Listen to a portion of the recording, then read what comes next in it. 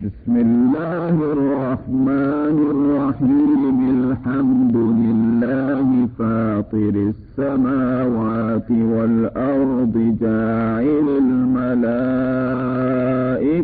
رسلا أولي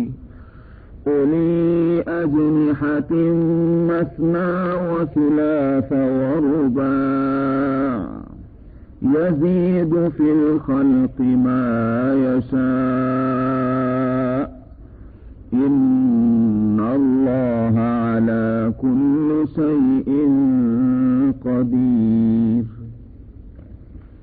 ما يفتح الله للناس من رحمة فلا ممسك لها وما يمسك فلا مرسل له من بعده وهو العزيز الحكيم.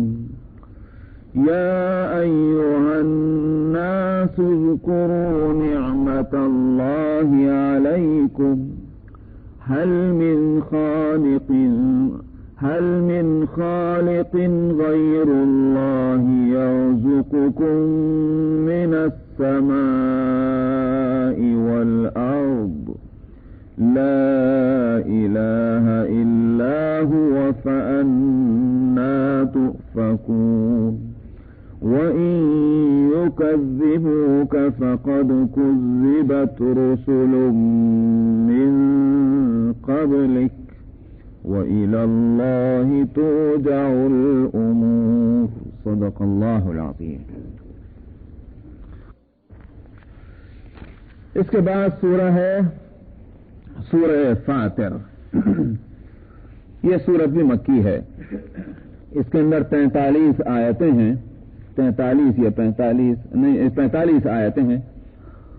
اس کا نام سورہ فاطر جو رکھا گیا ہے، پہلی آیت کے اندر لفظ آ رہا ہے فاطر، اسی سے یہ سورت کا نام لے لیا گیا فاطر. الحمدللہ فاطر السماوات والارض. یہ سورت مکی ہے اور یوں سمجھیے کہ اس وقت کی نازل ہوئی بھی ہے کہ جس وقت مخالفت مسلمانوں کی، اسلام کی، پیغمبر اسلام کی شدت اختیار کر چکی ہے اور ہر طرف سے طعنے ہیں، ہر طرف سے جو ہے وہ گالیوں کی بوچھار ہے، ہر طرف سے مخالفتیں ہیں، ہر طرف سے تکلیفیں اور ایذائیں ہیں اور بات ماننے کو کوئی تیار نہیں. یہ ہے وہ ماحول. اس ماحول میں یہ سورت نازل ہوئی ہے. اس میں وہ مضمون جس مضمون پر پچھلی سورت کو ختم کیا گیا ہے وہی مضمون یوں سمجھیے کہ اس سورت کے اندر ہے. حاصل یہی بتانے کا ہے کہ پیغمبر جس چیز کو تم کو دعوت دیتا ہے اس میں تم خود سوچو کہ یہ دعوت عقل کی ترازو میں تولو، علم کی ترازی میں تولو، یہ فٹ بیٹھتی ہے اور وزن دار ہے کہ بے وزن ہے. نمبر 1 تو یہ ہے. نمبر 2 یہ کہ جو بات یہ کہہ رہا ہے یہ تمہارے فائدے کی ہے یا نقصان کی ہے. ان 2 باتوں کو پیش نظر رکھ کر کے اس کی دعوت کو دیکھو کہ دعوت قابل قبول ہے کہ نہیں. اور اگر تم صحیح سمجھنے کے باوجود اس کی دعوت پر لبیک نہیں کہہ رہے ہو تو تم خود سوچو تم کو جو اللہ نے عقل دی ہے اس عقل کی روشنی میں کہ اس کا نقصان کس کو ہوگا. تم کیوں اپنے ہاتھوں اپنے کو ہلاک کیے دیتے ہو؟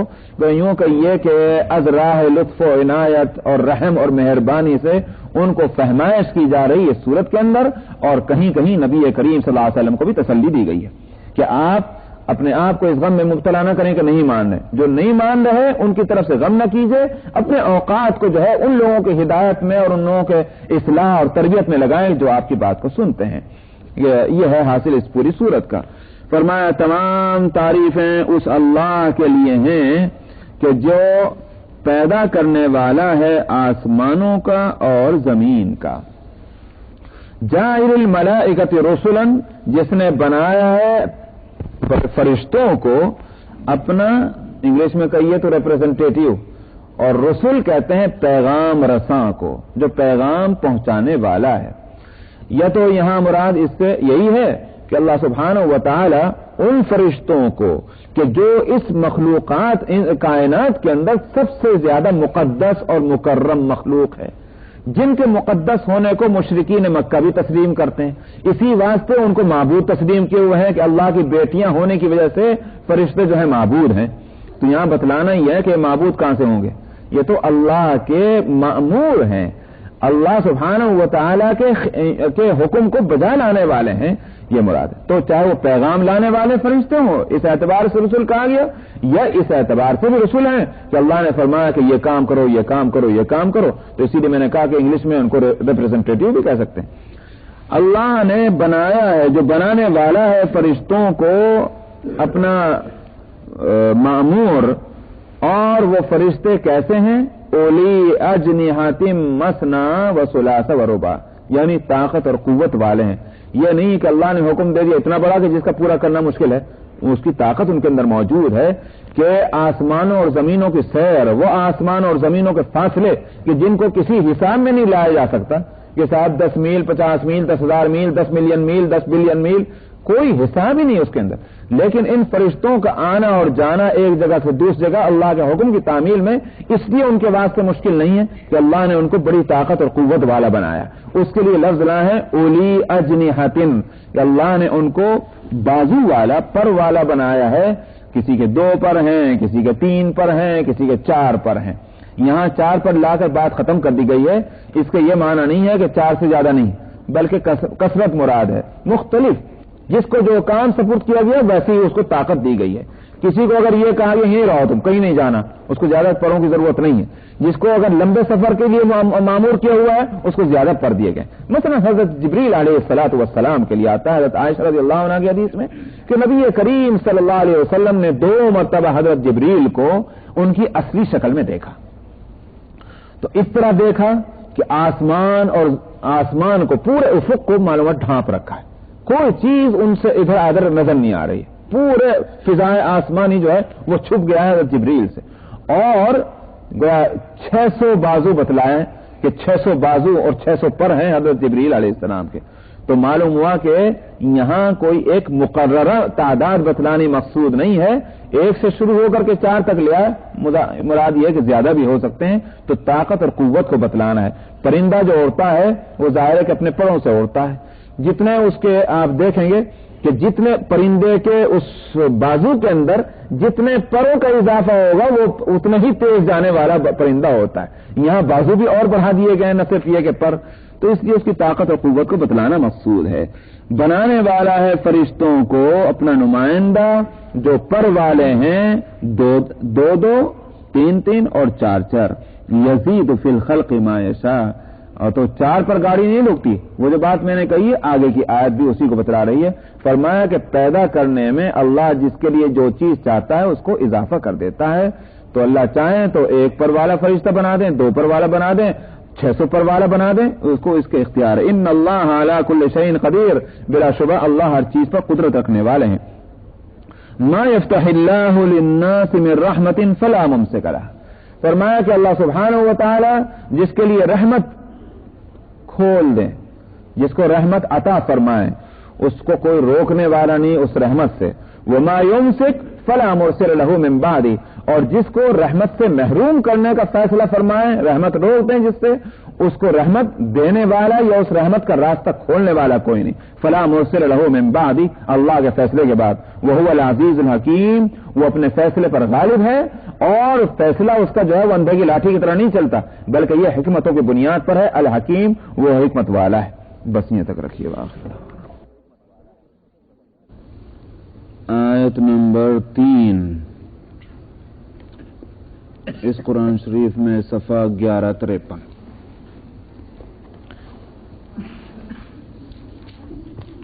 اعوذ باللہ من الشیطان الرجیم، بسم اللہ الرحمن الرحیم۔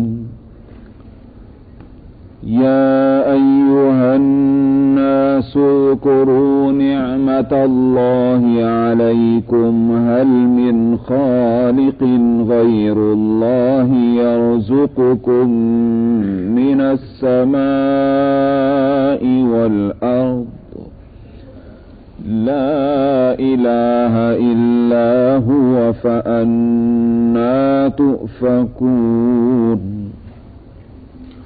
وَإِن يُكَذِّبُوكَ فَقَدْ كُذِّبَتْ رُسُلٌ مِّن قَبْلِكَ وإلى الله ترجع الأمور. يا أيها الناس إن وعد الله حق فلا تغرنكم الحياة الدنيا ولا يغرنكم بالله الغرور. إن الشيطان لكم عدو فاتخذوه عدوا إنما يدعو حزبه ليكونوا من أصحاب السعير. الذين كفروا لهم عذاب شديد والذين آمنوا وعملوا الصالحات لهم مغفرة وأجر كبير. أفمن زين له سوء عمله فرآه حسنا فإن الله يضل من يشاء ويهدي من يشاء فلا تذهب نفسك عليهم حسرات إن الله عليم بما يصنعون. والله الذي أرسل الرياح فتثير سحابا فسقناه إلى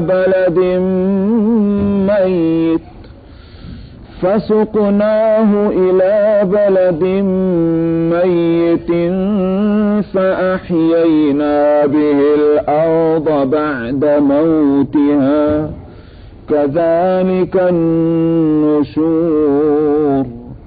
من كان يريد العزة فلله العزة جميعا إليه يصعد الكلم الطيب والعمل الصالح يرفعه والذين يمكرون السيئات لهم عذاب شديد ومكر أولئك هو يبور.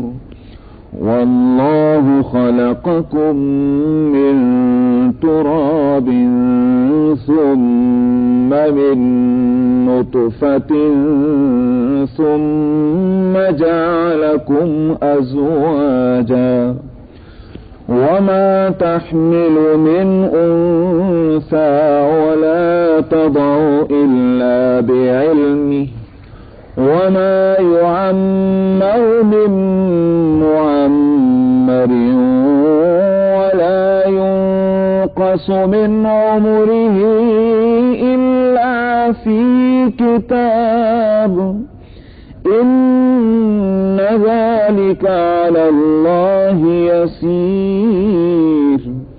وما يستوي البحران هذا عذب فرات سائغ شرابه وهذا ملح أجاج ومن كل تأكلون لحما طريا وتستخرجون حلية تلبسونها وترى الفلك فيه مواخر لتبتغوا من فضله ولعلكم تشكرون.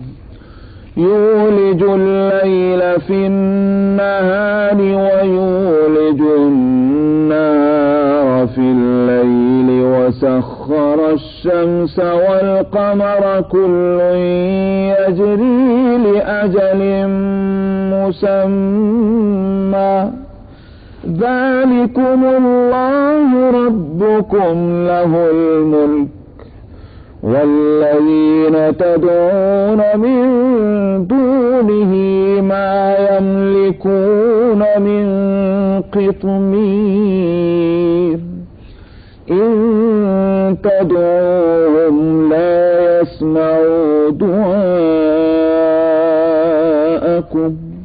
ولو سمعوا ما استجابوا لكم ويوم القيامة يكفرون بشرككم ولا ينبئك مثل خبير. صدق الله العظيم.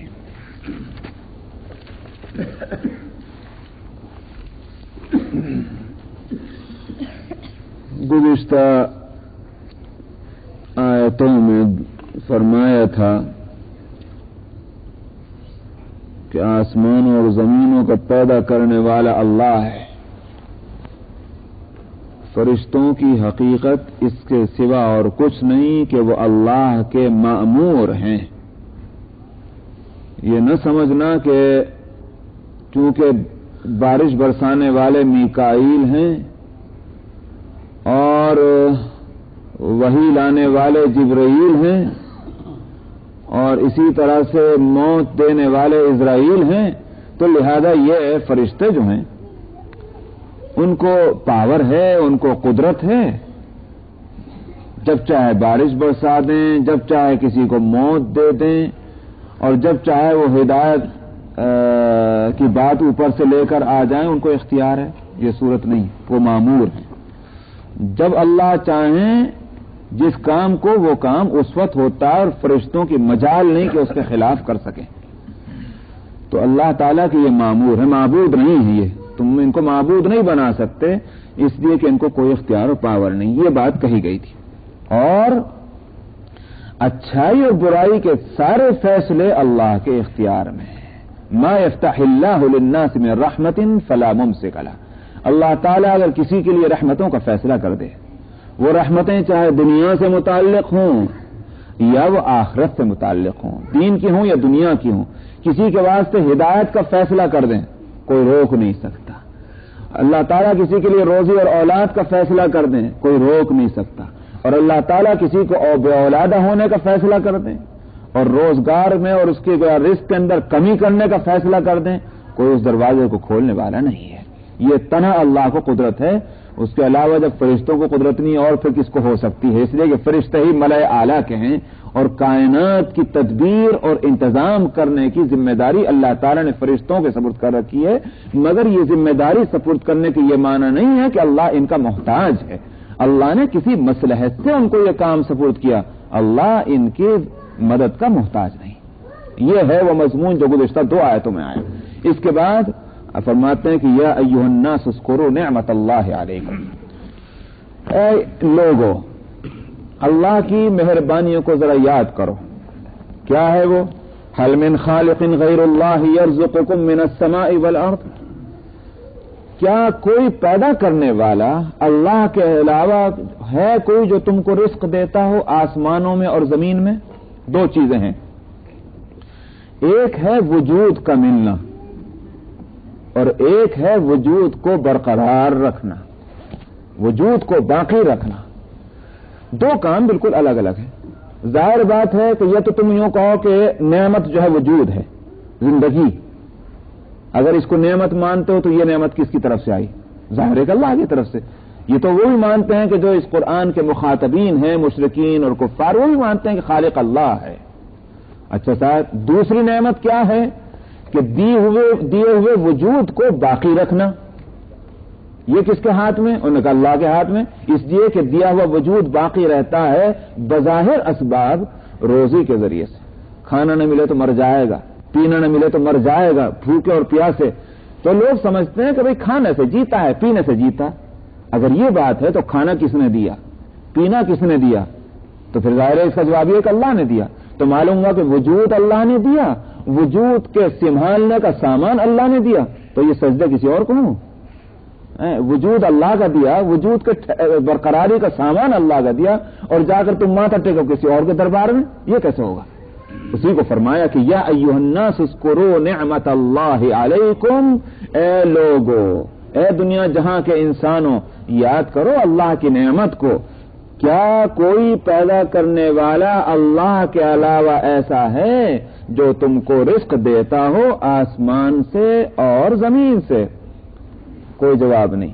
मालूम हुआ कि खामोशी है, इसलिए कि वो तो वो सवाल कर दिया कि अब इसका जवाब जो दें तो मुतय्यन, और जवाब दे तो हम खुद फंसे, इसलिए आज खामोशी है। अल्लाह ताला खुद जवाब दे रहे, ला इलाहा इल्ला हु, उसके सिवा कोई माबूद है ही नहीं। जिसको तुम खालिक मानते हो, जिसको तुम राज़िक मानते हो, तो माबूद भी तो वही होगा, दूसरा कहां से हो जाएगा? फान्ना तू फकून, तो फिर तुम कहां भटकते फिर रहे हो कि इधर उस दरबार में जाओ और उस दरबार में जाओ और वहां माथा टेक और वहां माथा टेक। एक ही जगह है माथा टेकने की, वह अल्लाह की बारगाह। इसी को किसी ने कहा था,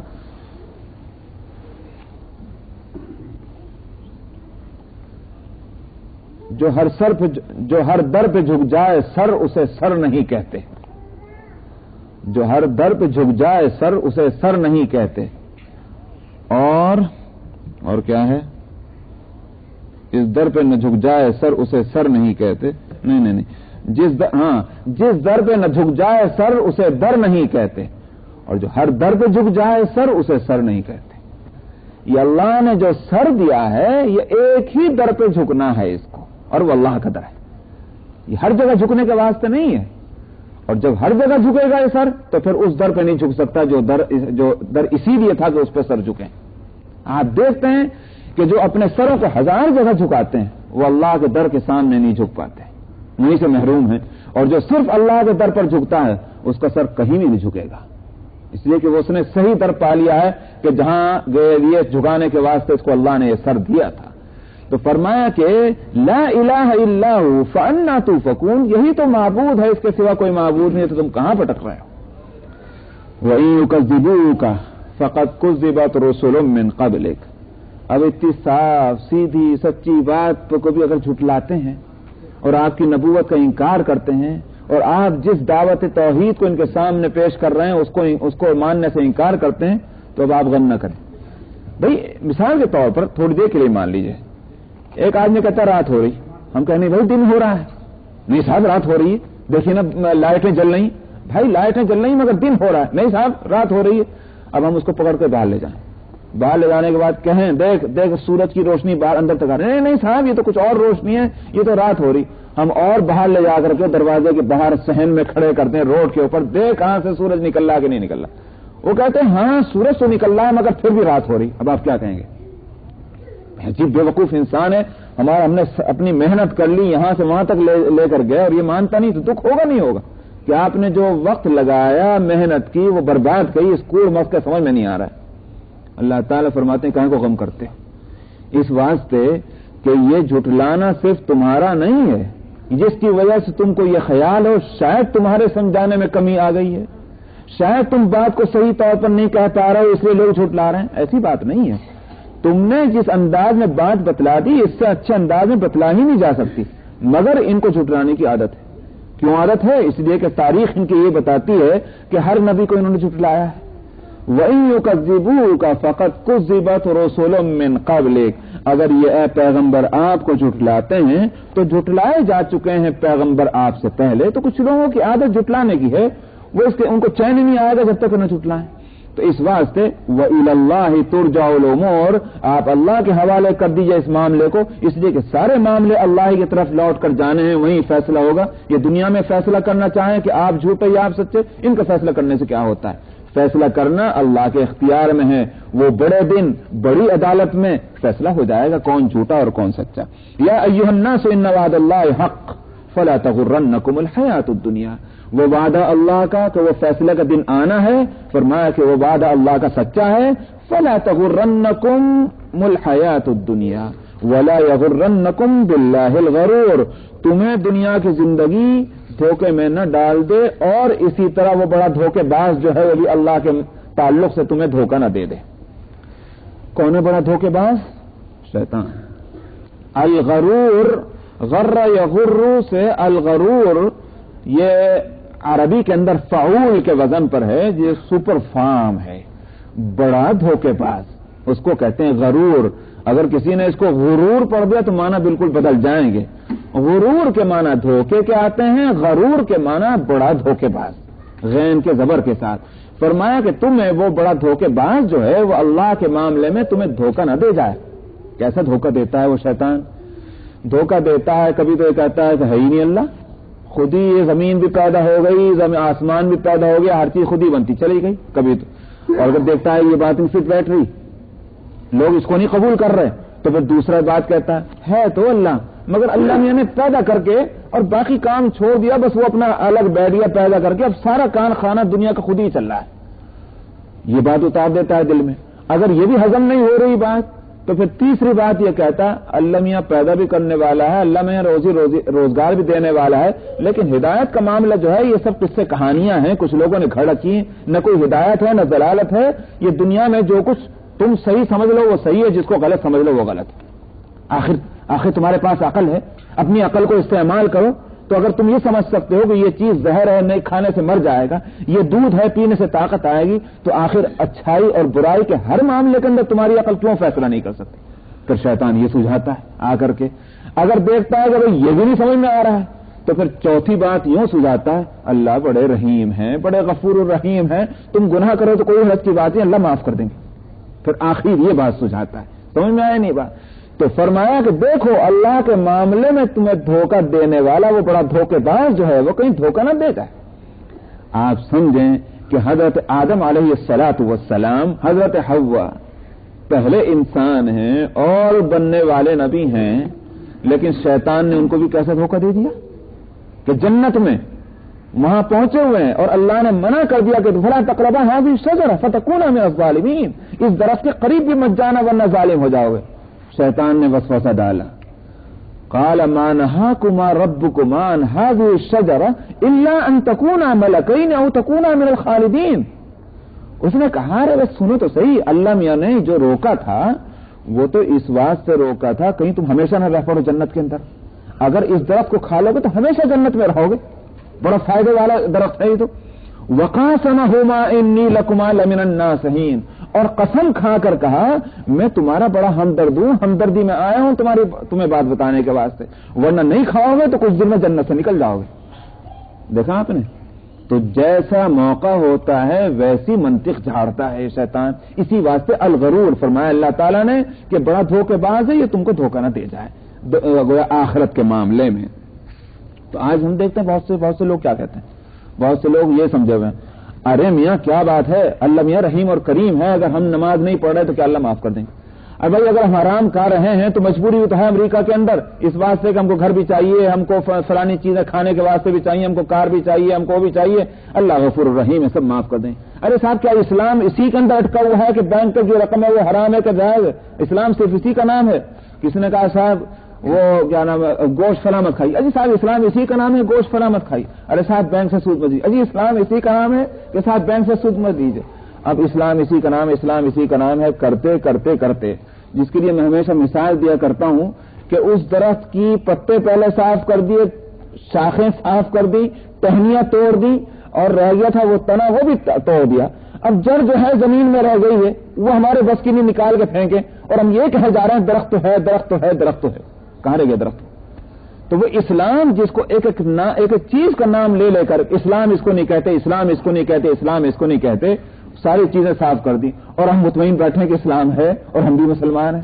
اس لیے فرمایا کہ فلا یغرنکم باللہ الغرور, وہ بڑا دھوکے باز اللہ کے معاملے میں تمہیں دھوکہ نہ دے جائے. آگے فرماتے ہیں ان الشیطان لکم عدو فاتخذوہ عدوا. ایک بات میں بتاؤں آپ سے, کبھی میری اور آپ کی لڑائی ہو جائے, ہاتھ پائی ہو گئی, لڑائی ہوگی, گالم گلوچ ہو گیا, جو بھی کچھ ہوا, اب اس کے بعد اگر آپ کسی وقت ہمدردی جتانے کے واسطے بھی آئیں گے, میں کبھی بھی اطمینان نہیں کروں گا. یہ انسان کی فطرت ہے, انسان کا نیچر یہ ہے کہ جب ایک مرتبہ کسی سے لڑائی ہو جائے تو پھر اس کے بعد اگر وہ ہمدردی بھی کرے گا تو شک کی نظر سے دیکھے گا. کیوں؟ اس واسطے کہ ایک موقع پر اس سے لڑائی ہو چکی, یہ تو میرا دشمن ہے, یہ میرا ہمدرد ہو نہیں سکتا ہے کہ نہیں یہ بات. مگر عجیب تماشا ہے کہ اپنے جیسے انسانوں میں اتفاق سے اگر کبھی لڑائی ہو جائے تو پھر ہمیشہ کے واسطے یہ فیصلہ کر لیتا ہے. بڑی مشکل سے پھر ذہن سے یہ بات نکلتی ہے کہ بھائی وہ اتفاق سے لڑائی ہوئی تھی، پکی دشمنی ہمیشہ کے لیے نہیں قائم ہوئی. مگر شیطان کے معاملے میں یہ فلسفہ جو ہے یہ کام نہیں دیتا.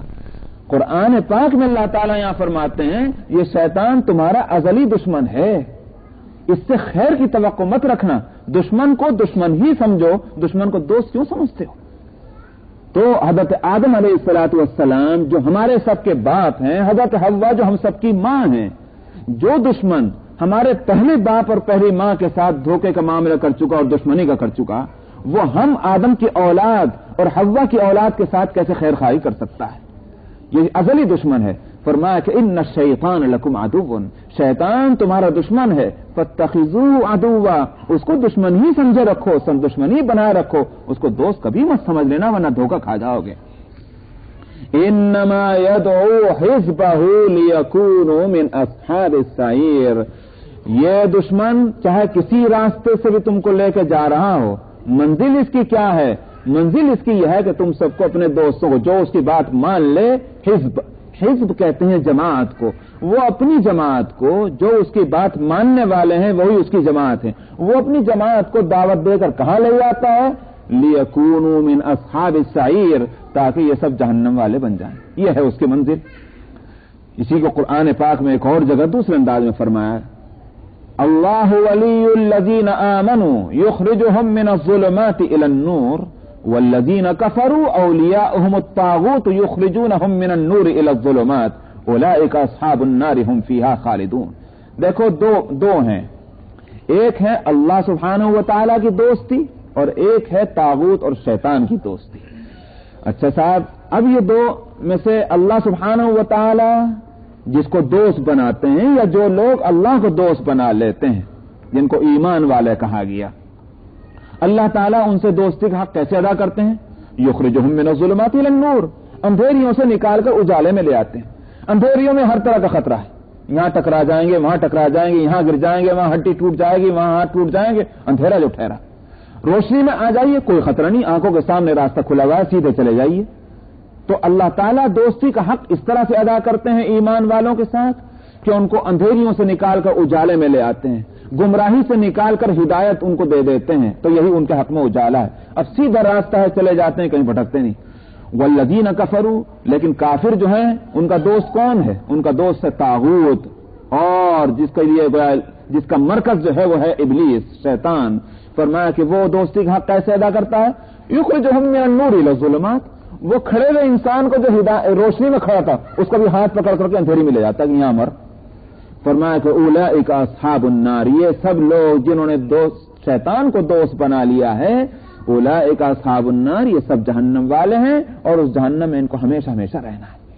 اس کو یہاں اس انداز میں فرمایا کہ ان الشیطان لکم عدو فاتخذوه عدوا، شیطان تمہارا دشمن ہے سو تم اس کو دشمن ہی بنائے رکھو. انما يدعو حزبه ليكونوا من اصحاب السعير، وہ تو دعوت دیتا ہے اپنی پارٹی کو تاکہ وہ ہو جائیں جہنم والے. الذين كفروا لهم عذاب شديد والذين آمنوا وعملوا الصالحات لهم مغفرة وأجر كبير. فرمایا جنہوں نے کفر کیا ہے ان کے لیے سخت عذاب ہے، اور جو ایمان لے آیا اور نیک عمل کیا ان کے واسطے مغفرت بھی ہے اور بڑا اجر بھی ہے. مغفرت اس لیے فرمایا بندہ بشر ہے، غلطی ہو جاتی ہے، سمجھ میں آیا، کتنی بھی احتیاط کریں کہیں نہ کہیں جو ہے قدم لڑکھڑا جاتا ہے. تو فرمایا اللہ ایمان اور عمل صالح کرنے والا جس کی زندگی کا ایک طرف تو یقین ہے، عقیدہ جس کو کہتے ہیں، دوسری طرف عمل صالح کرنے کی عادت اس نے ڈال لی ہے. اب اگر کہیں اتفاق سے اس کی غلطی ہوئی مغفرت کر دیں گے ہم. وَأَجْرٌ كَبِيرٌ، اور اس کے لیے بڑا اجر ہے. بڑا اجر کے معنی یہ ہے کہ عمل کے برابر نہیں بلکہ عمل سے بڑھا کر ہم اس کو اجر دیں گے.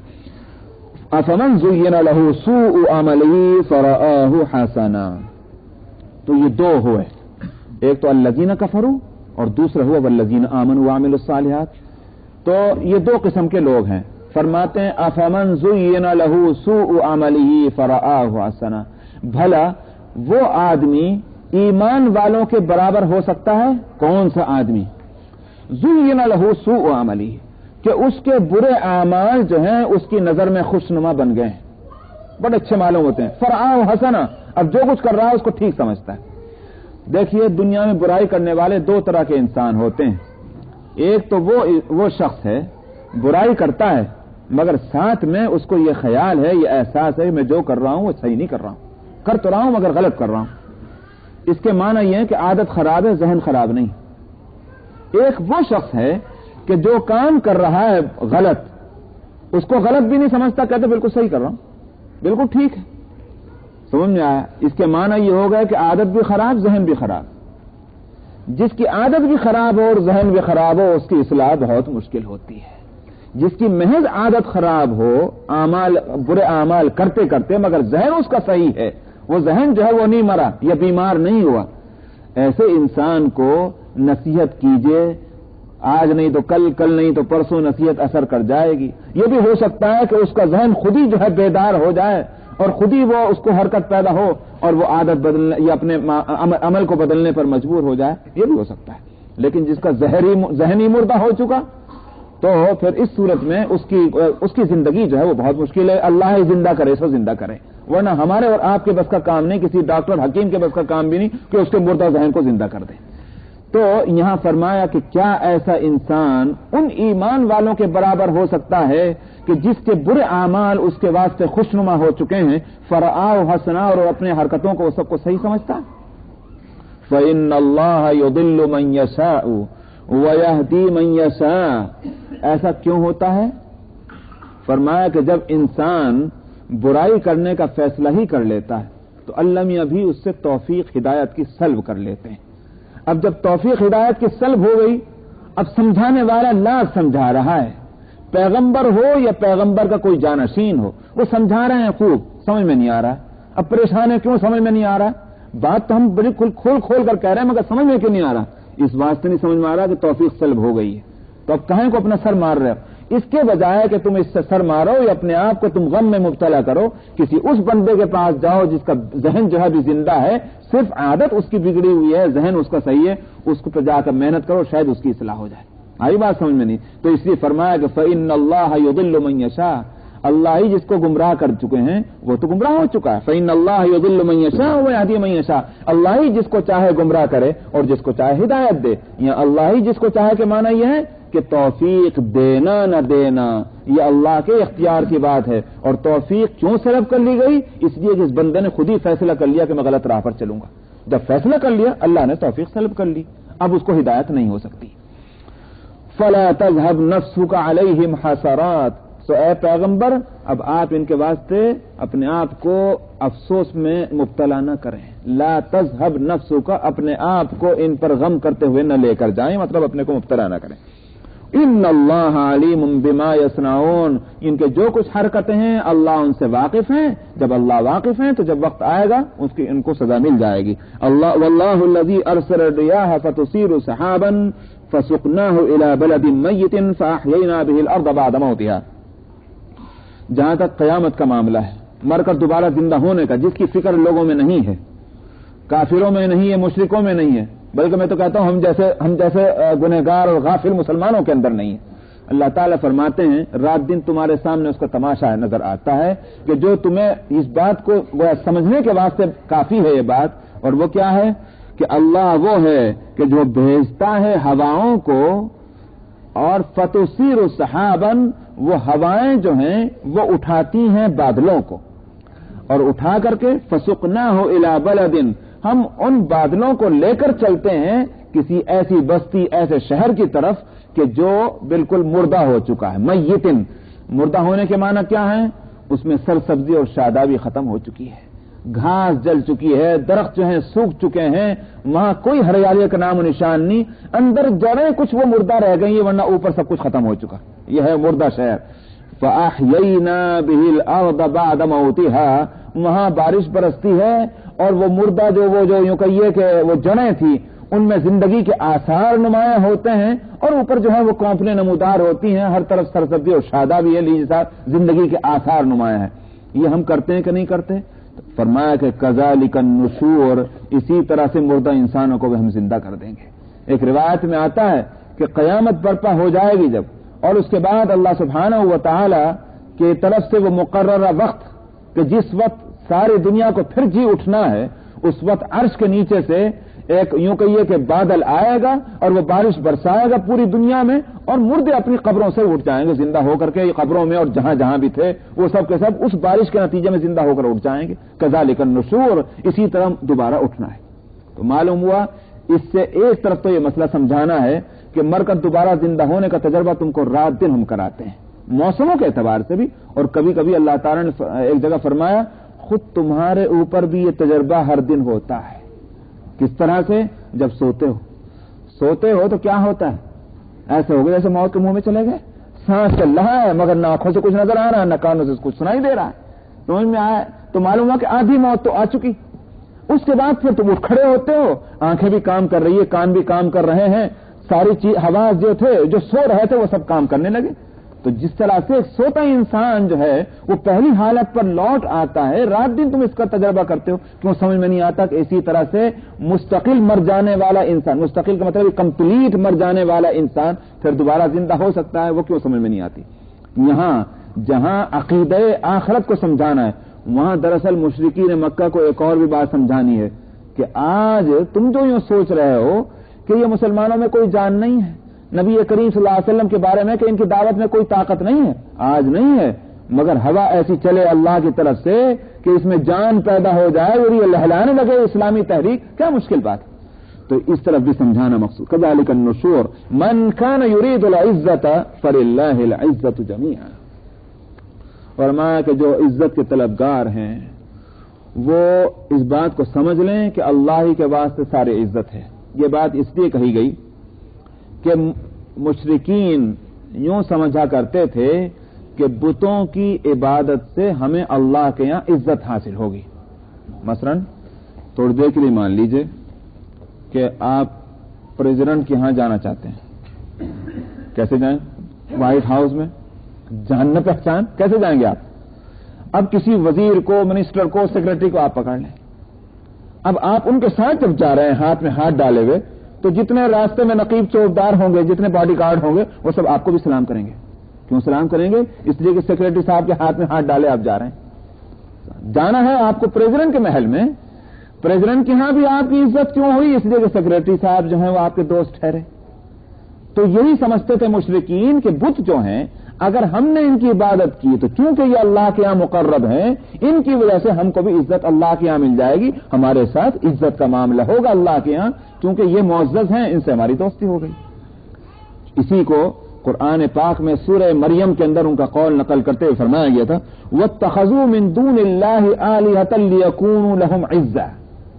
अल्लाह को छोड़कर ये दूसरों की जो इबादत करते हैं, दूसरों के माबूद बनाते हैं, इस वास्ते कि ताकि इनको इज्जत मिल जाए, ये यूं कहते हैं।